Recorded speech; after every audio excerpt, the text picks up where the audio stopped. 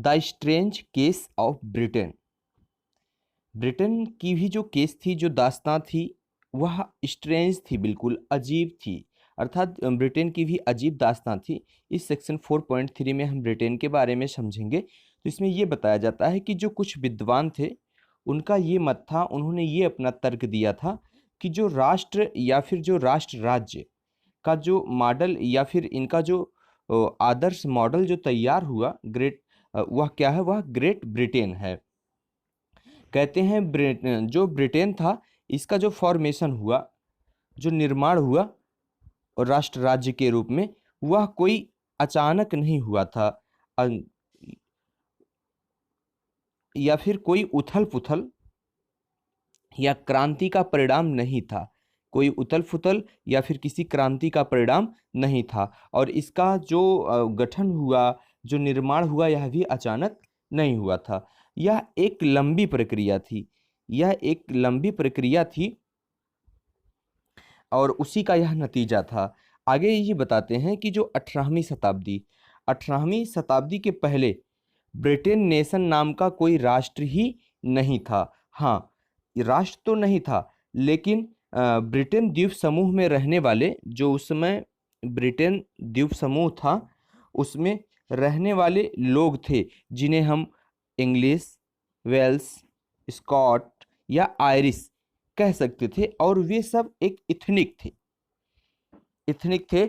और इथनिक का मतलब फ्रेंड्स ये होता है, जिसको हम हिंदी में निर्जातीय कहते हैं। मतलब एक साझा नस्ल या फिर कहा जाए एक जनजाति, जिसकी अपनी खुद की अलग अलग पहचान हो, अलग अलग राजनीतिक और सामाजिक तौर तरीके हों।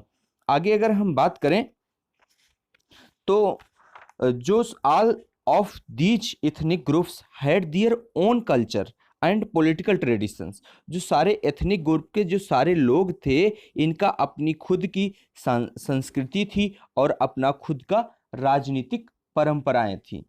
लेकिन क्या होता है कि but as the English nation, जैसे जैसे जो इंग्लिश नेशन था, जो राष्ट्र जो आंग्ल राष्ट्र या फिर जो इंग्लिश नेशन था, इसकी धन दौलत में वृद्धि होती है, इसकी इम्पोर्टेंस में, इसकी अहमियत में वृद्धि होती है, इसकी शक्ति में वृद्धि हुई, तो क्या होता है कि यह जो है अपने प्रभाव से अन्य राष्ट्रों पर, जो अन्य जो द्वीप समूह के जो अन्य राष्ट्र थे, उसमें अपना प्रभुत्व बढ़ाने में सफल होता है।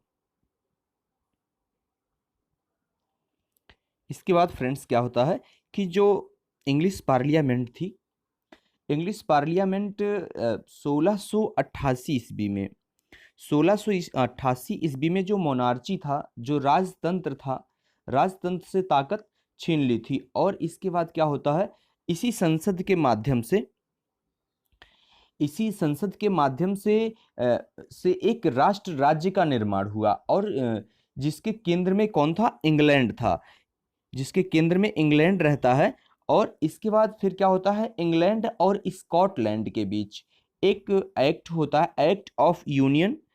एक्ट ऑफ यूनियन आता है जो 1707 में आता है।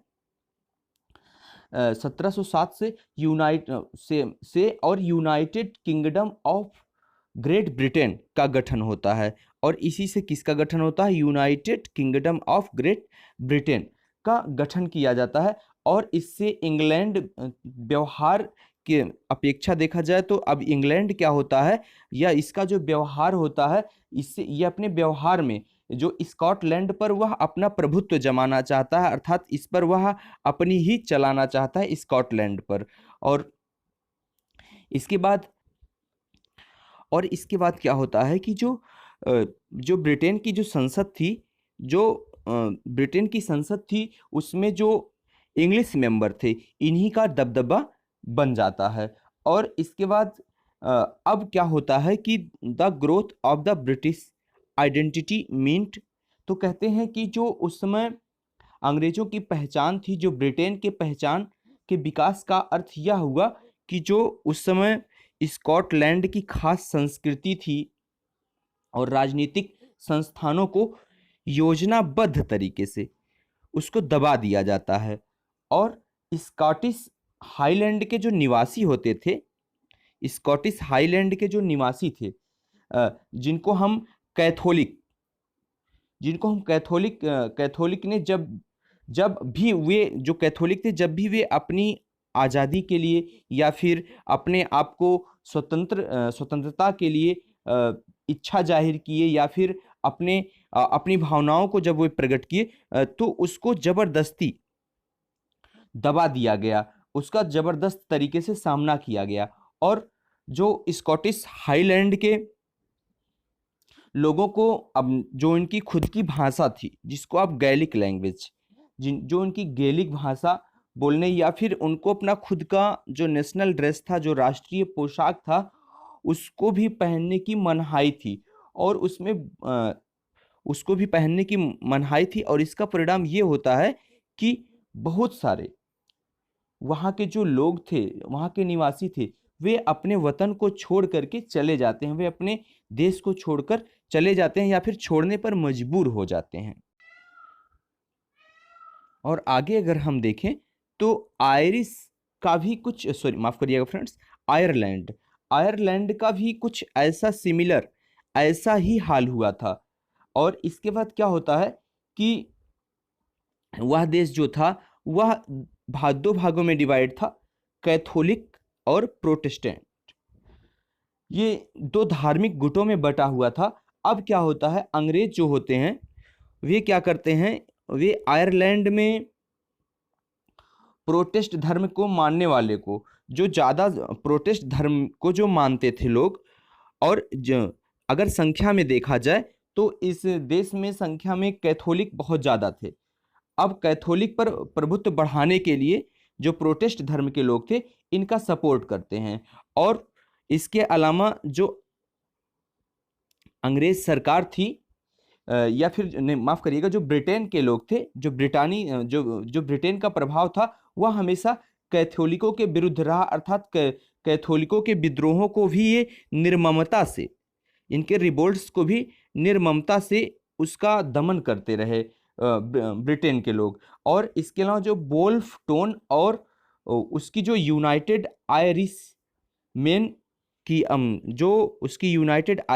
की जो अध्यक्षता में, उसकी अगुवाई में कुछ विद्रोह हुए, लेकिन वे असफल हुए। और इसके बाद 1801 ईस्वी में देखा जाए तो फोर्सिबली, बलपूर्वक आयरलैंड को भी यूनाइटेड किंगडम में शामिल कर लिया गया।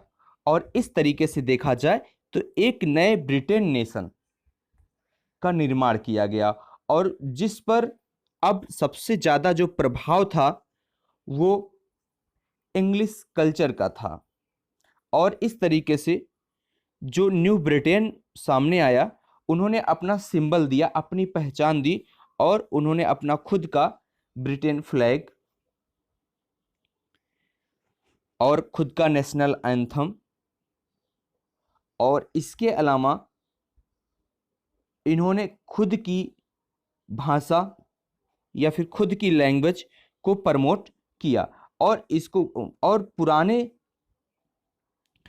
इसके अलावा जो पुराने राष्ट्र संघ के लोग थे, जो पुराने इस संघ में जो थे सहयोगी, वे सिर्फ अब सहयोगी ही बनकर रह पाए।